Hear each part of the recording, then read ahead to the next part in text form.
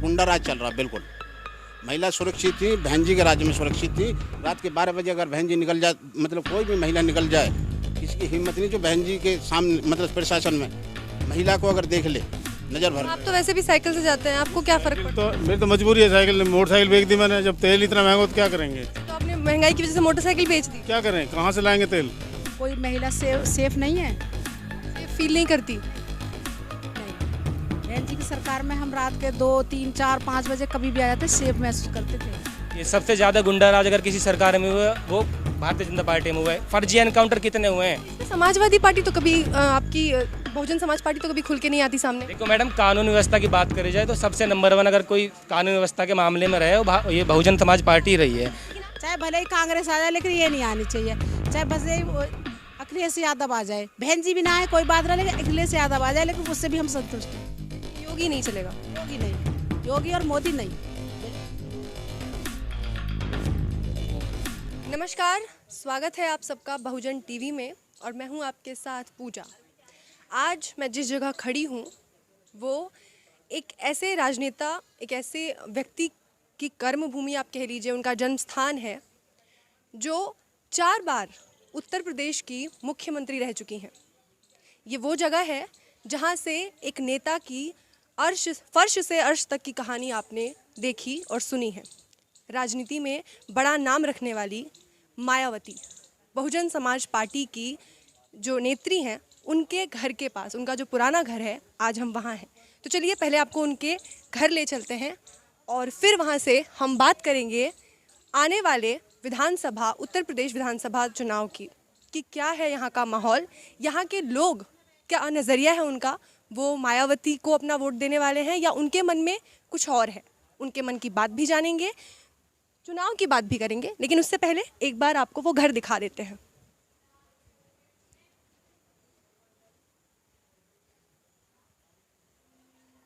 जैसा कि आप देख सकते हैं, ये वो घर है जहां मायावती का जन्म हुआ, जहां वो रहती थी अपने एक सफल राजनीतिक करियर से पहले। अभी भी ये घर खुला है, यहाँ कुछ लोग रहते हैं, उनसे आप रिश्तेदार हैं उनके? हाँ, मतलब हमारी बुआ लगती हैं। आज के समय में जहाँ सारी पार्टियां प्रचार पे इतना जोर दे रही हैं, आप देख रहे हैं बड़े बड़े बैनर लग रहे हैं, बीजेपी ने अभी से अपना आगाज़ कर दिया है। ऐसे में आप कह रहे हैं कि आप ज़मीनी स्तर पे काम कर रहे हैं, आप दिखावे में यकीन नहीं करते, कहीं ना कहीं आपकी पार्टी की भूल नहीं है? हमारी जो बहन जी का आदेश है, हमारी बहन जी का आदेश ये था कि ना तो हमको इस समय प्रमुख का चुनाव लड़ना है, ना ही हमें जिला पंचायत अध्यक्ष का चुनाव लड़ना है। हमारा केवल फोकस है वो 2022 पे है। हम ये एनर्जी इन चुनावों में खर्च ना करके ये एनर्जी हम 2022 में लगाएंगे। और 2022 में मैं पूर्ण दावे के साथ कह सकता हूँ, अफवाह भले ही दुनिया फैलाती रहे, हमें इस बात से कोई मतलब नहीं है। हम 2022 में बहुत अच्छी पोजीशन पे आएंगे और हम 2022 में भले ही सरकार हमारी ना बने, लेकिन हम सरकार बनाने में अहम भूमिका निभाएंगे। हमारे बगैर किसी की कोई सरकार नहीं बन सकती। तो आप मिलकर सरकार बनाने का फैसला कर रहे हैं? मतलब मैं एक आइडिया बता रहा हूँ। मैं तो ये चाहता हूँ कि हमारी बहन जी पूर्ण बहुमत में आए, जैसे 2007 में बनी। आपकी एक बात और जो कि आपकी खुद की बात को कॉन्ट्रडिक्ट कर रही है, आप कह रहे हैं कि आप दिखावे में यकीन नहीं रखते, आप प्रचार ऐसे नहीं करना चाहते, प्रचार में पैसे बर्बाद नहीं करना चाहते। दूसरी तरफ आप कह रहे हैं कि आपने ये जो पंचायत चुनाव थे, ब्लॉक के चुनाव थे, आपने इसमें इसलिए नहीं किया क्योंकि आप अपना ध्यान यहाँ नहीं लगाना चाहते। लोकल्स के साथ जुड़ने का इससे अच्छा मौका एक पार्टी को और कहाँ मिल सकता है? मैं बसपा से हूँ, लेकिन मैं कहना चाहूँगा, नंबर 1 पे सपा आई थी जिला पंचायत सदस्य में। जो सबसे ज़्यादा जो जीत के सदस्य आए थे वो समाजवादी पार्टी के आए थे, लेकिन समाजवादी पार्टी के जो जिला पंचायत अध्यक्ष बने मात्र 5 बने। उसके बाद सारे के सारे बीजेपी के बने। क्यों बने? क्योंकि बहन जी ने इसलिए ही हमारे जो जिला पंचायत के जो सदस्य बने थे उनको इसलिए ही प्रमुख का, मतलब जिला पंचायत का चेयरमैन का चुनाव लड़ने के लिए मना कर दिया था।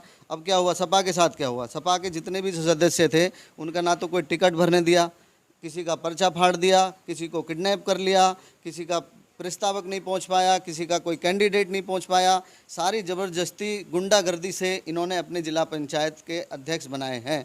इसका जवाब इन लोगों को 2022 में मिलने वाला है। तो ये थी पार्टी के जो कार्यकर्ता हैं, पार्टी से जुड़े हुए हैं।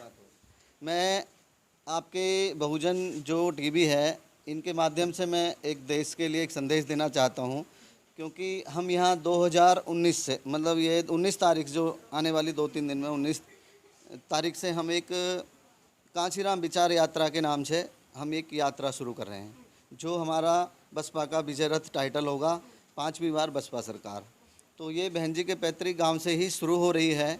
19 तारीख को बहन जी के इस पुराने मकान पर एक बीएसपी का झंडा लगाने के बाद हमारा टारगेट है उत्तर प्रदेश में पूरे में 5 लाख बीएसपी के झंडे लगाना और पूरे उत्तर प्रदेश में वॉल पेंटिंग करना, लोगों को नुक्कड़ सभा बताकर लोगों को बहुजन समाज की पार्टी की जो सरकार बनी थी उस दौरान किए गए विकास कार्यों को जनहित तक पहुंचाना।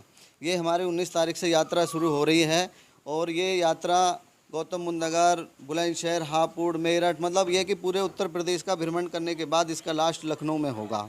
और ये जब तक चलती रहेगी जब तक हमारे 2022 में चुनाव आचार संहिता लगती है, उससे पहले हम इसको पूरा उत्तर प्रदेश का भ्रमण करा के हम बहन जी के लिए 5वीं बार बसपा की सरकार बना के ये संदेश देना चाहते हैं कि जो लोग कहते हैं ना बसपा ख़त्म होगी, हम उसको ये दिखाना चाहते हैं कि अभी बसपा ख़त्म नहीं हुई है, आप भ्रम में हो।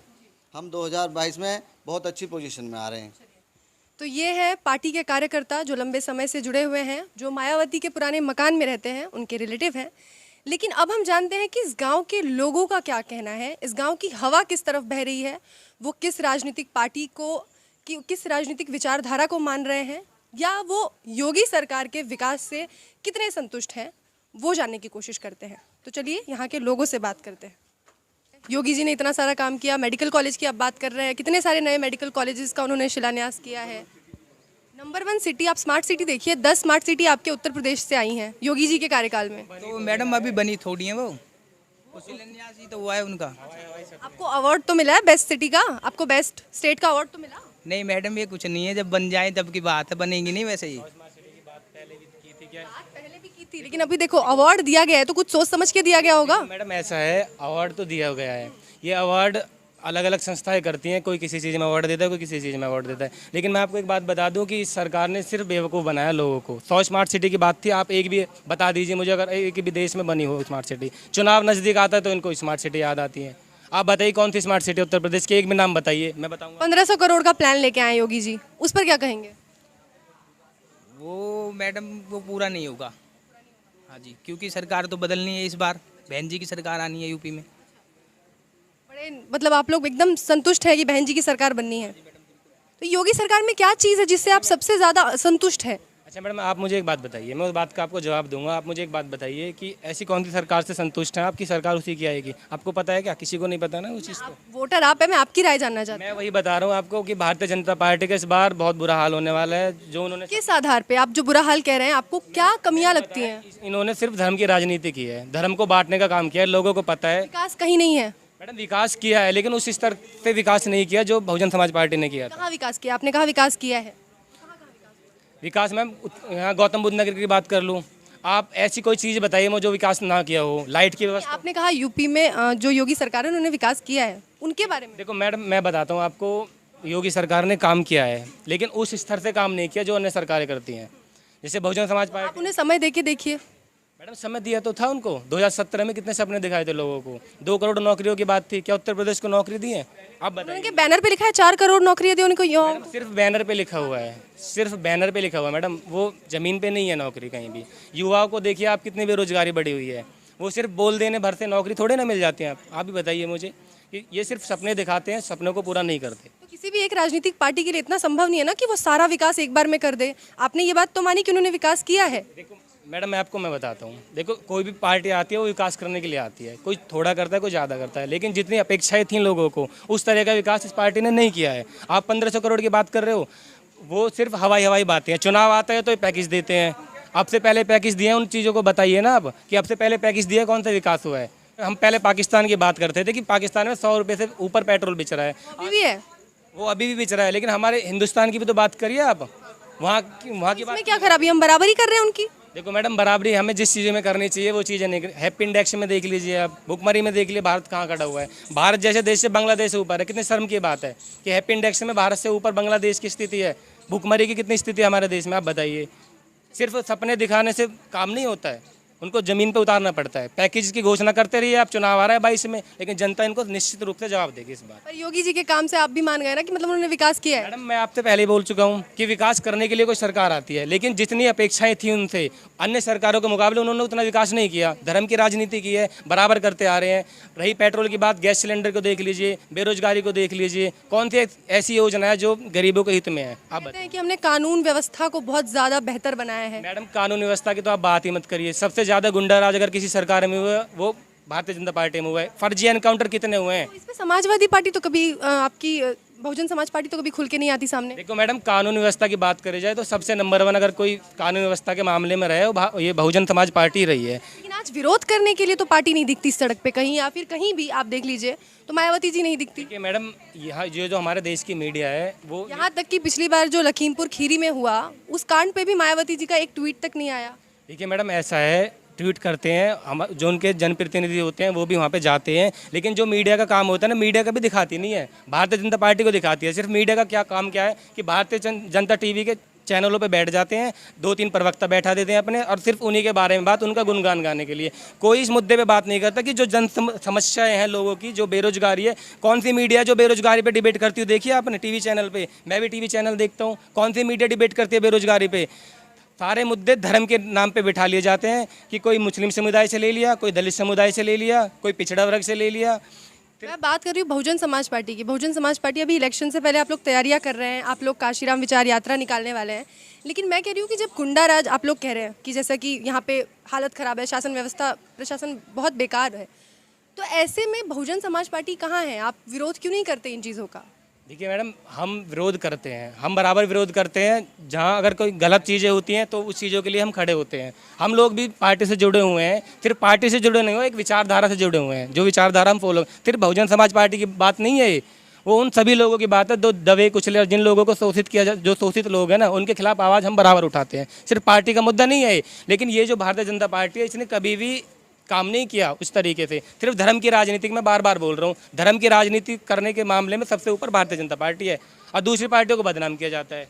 चलिए, तो ये है युवाओं का विचार यहाँ पे। अब हम बात करते हैं, कुछ और लोगों से जानने की कोशिश करते हैं। हाँ, तो माता जी इस बार किसको वोट देंगे आप? हम तो अपनी बहन मायावती को देंगे, अपनी को। मेरे हमारी बुआ जी हैं वो। अच्छा, तो मतलब गांव की है इसलिए उनको वोट देंगे आप? नहीं, वो वो हमारी खास हैं बुआ। अच्छा, हम उनके चाचा के हैं। अच्छा, रिश्तेदार हैं हाँ। इसलिए। और योगी जी के काम को देखा आपने पिछले, वो कैसा रहा? योगी जी का काम तो अच्छा है, लेकिन बेरोजगारी तो है। बच्चे बेरोजगार हैं सारे, कोई महिला सेफ नहीं है। अच्छा, आप सेफ फील नहीं करती? नहीं, बहन जी की सरकार में हम रात के 2, 3, 4, 5 बजे कभी भी आ जाते, सेफ महसूस करते थे।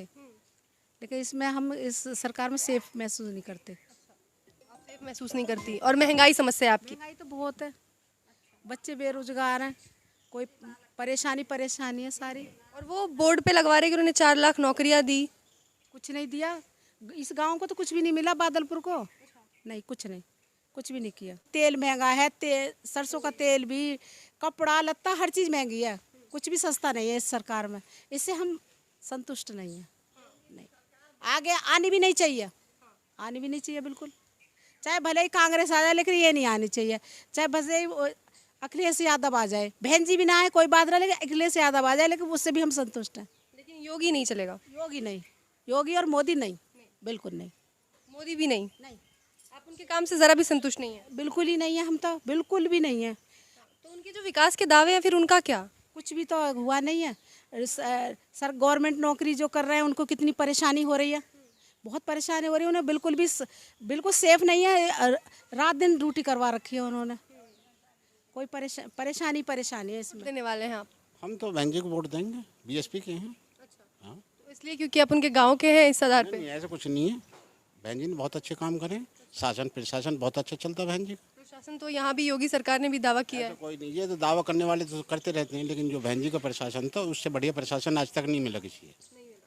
और अभी आप यहाँ पे देख लीजिए, योगी जी कह रहे हैं कि इतना अच्छा हमने शासन व्यवस्था कर दी है, पुलिस व्यवस्था इतनी अच्छी हो गई है, इतनी सख्त हो गई है, महिलाएं सुरक्षित हैं। हाँ, महिला को बहुत अच्छी सुरक्षित है, जिनके बलात्कार हो रहे हैं, जिन जब पकड़े जा रहे हैं, दलितों पर अत्याचार हो रहे हैं, बहुत अच्छे कह रहे हैं ना।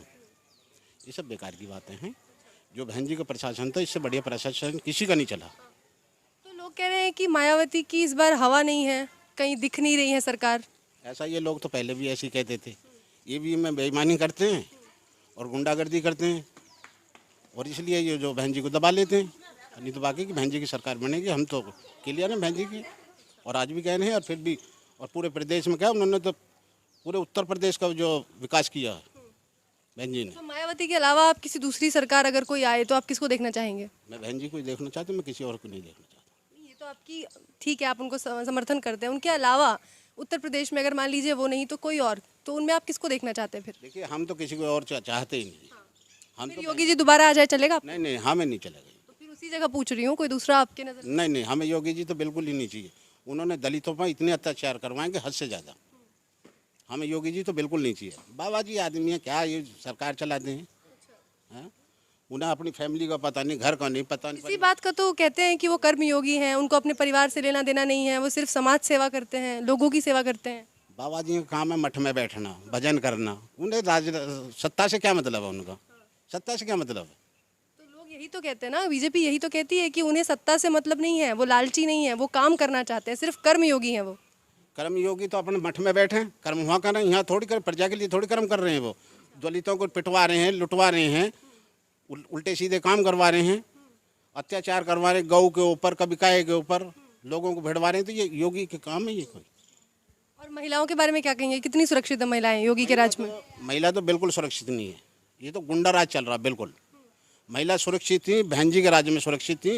रात के 12 बजे अगर बहन जी निकल जाए, मतलब कोई भी महिला निकल जाए, किसी की हिम्मत नहीं जो बहन जी के सामने, मतलब प्रशासन में महिला को अगर देख ले नज़र भर के और छोड़ कर और आते थे कि बहन जी को मैं भाई बहन जी आप ये पहुंचा देता हूँ आपके घर। और अब क्या हाल है?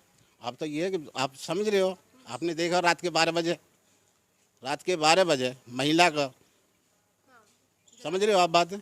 उसके बाद में उसको जो दाह संस्कार कर दिया। हिंदू संस्कृति में है रात के 12 बजे दाह संस्कार करना। तो ये जो योगी राज है। तो योगी जी ने अभी जैसे आप कह रहे हैं कि जंगल राज हो गया है, चीज़ें हो गई हैं, आप उसके खिलाफ, जैसे लखीमपुर खीरी में जो हुआ उसके बाद उन्होंने कार्रवाई भी तो की। देखिए, कार्रवाई करना क्यों नहीं किया उन्होंने? हाथरस का कांड का जो कार्रवाई, पुलिस वाले हंस रहे हैं, प्रशासन हंस रहा है और दाह संस्कार कर रहे हैं रात में। क्या बात है? ये मुख्यमंत्री का काम है। ऐसा महंगाई पे आप लोग क्या कहना चाहेंगे? है जी, महंगाई पे क्या कहना चाहेंगे? महंगाई तो सरसों पर पार गई है। महंगाई को क्या है? महंगाई तो पहले जो एक प्याज के ऊपर सरकार गिर ले हुए, आज पेट्रोल चल रहा 100 से भी ऊपर, लेकिन सरकार बरकरार है। राम मंदिर पे वो, हाँ, हमें मंदिर से क्या लेना? कोरोना दौड़ा मंदिर ने कुछ करा? भगवान ने कुछ करा? आप बताइए। कोरोना यूपी के लोगों की तो सबसे बड़ी मांग थी ना, मंदिर मंदिर करके। आप एक बात सुनिए, मैं ये कहूँ कि जी मुझे मंदिर चाहिए, मंदिर चाहिए। मंदिर मुझे क्या दे रहा? मंदिर तो मेरा घर है, जहाँ मैं बैठ कर भगवान का नाम ले लूँ, बस ये मेरा मंदिर है। और क्या चाहिए? तो आपको लगता है कि एक मंदिर ही एक उनका मुद्दा था, अब उनके पास कोई मुद्दा नहीं है? मुद्दा भी कुछ नहीं है उनके पास। क्या मुद्दा था? आडवाणी जी ने मुद्दा उठाया, आडवाणी ने, और आज वो जो मुद्दा बना बनू का वो फेल हो गया। अब कुछ भी नहीं है इनके पास। क्या करेंगे? अब ये महंगाई इतनी ज़्यादा कर दी है कि लोग बाग त्राही तराही मच रही है, गरीब आदमी परेशान है। क्या करेगा आदमी? भूखे मर रहे हैं लोग बाग। और बताओ क्या करें? कोरोना काल में उन्होंने कह रहे हैं कि हमने बहुत अच्छे से संभाला है। आज मोदी जी भी कह रहे हैं कि योगी जी ने इतनी बड़ी जनसंख्या है, कई देशों से ज़्यादा यहाँ पॉपुलेशन है, उसके बाद भी योगी जी ने अच्छे से संभाल लिया। कैसे संभाल दिया? किसी को खाने को दिया? अपने घर से खा रहा, अपने घर में बैठा, ताला बंद कर लिया, बेचारे बाहर ना निकला। जुआ के पास में रूखी सूखी थी, वो खा कर अपने बैठा रहे। तो वहाँ में योगी ने क्या योगदान दे दिया? तो कोरोना पे मतलब वो ठीक से संभाल नहीं पाई योगी की सरकार? नहीं, सरकार जब लॉकडाउन हो गया, अपने घर में आदमी बैठा, कहीं बाहर निकल रहा, तो फिर संक्रमण फैलेगा कहाँ? कहीं भी नहीं फैलेगा। तो उसमें योगी जी ने क्या कोई योगदान दे दिया? कुछ किसी को खाने को दे दिया, किसी को पीने को दे दिया, कुछ सामान दे दिया, किसी को कुछ नहीं दिया। चलिए, तो आप किसको इस बार वोट देने वाले हैं? हमारी तो बहन जी है। तो बहन जी को आप वोट देंगे और योगी जी के काम होगा क्या? जो योगी जी का देखो, आप इधर देखो, कैमरा आप इधर करो। जब बहन जी की सरकार थी तो ये नाली बिल्कुल साफ सुथरी रहती थी, और अब देखो यहाँ कोई सफाई करने आता ही नहीं है। तो ये योगी जी की सरकार की वजह से हुआ है? तो बहन जी की सरकार तो पूरे गांव में साफ सफाई अच्छी रहती थी, अब आते ही नहीं इधर सफाई करने वाले। तो आपको ये, तो बहन जी को सपोर्ट करेंगे। और और योगी जी जो कह रहे हैं कि उन्होंने यहाँ पे इतना विकास किया है उत्तर प्रदेश में। सब झूठे वादे हैं इनके। महंगाई पे क्या कहना चाहिए? महंगाई पे तो देखो आप, तेल कितना 100 के पार पहुंच चुका है, खाने का भी इतना महंगा हो चुका है। आप साइकिल चलाते हैं? मतलब एक तो बेरोजगारी है, ऊपर से महंगाई बढ़ गई है। उसके ऊपर सरकार का, केंद्र सरकार का ध्यान नहीं है, यूपी सरकार का ध्यान नहीं है। तो क्या खाएंगे, क्या कमाएंगे बताओ। तेल इतना महंगा हो चुका है देखो, तो कैसे तो आप तो वैसे भी साइकिल से जाते हैं, आपको क्या फर्क पड़ता है? तो मेरी तो मजबूरी है, साइकिल मोटरसाइकिल बेच दी मैंने। जब तेल इतना महंगा हो तो क्या करेंगे? अच्छा, तो आपने महंगाई की वजह से मोटरसाइकिल बेच दी? क्या करें, कहाँ से लाएंगे तेल? इतना महंगा तेल है, हम मजदूर आदमी हैं, कहाँ से चलाएंगे?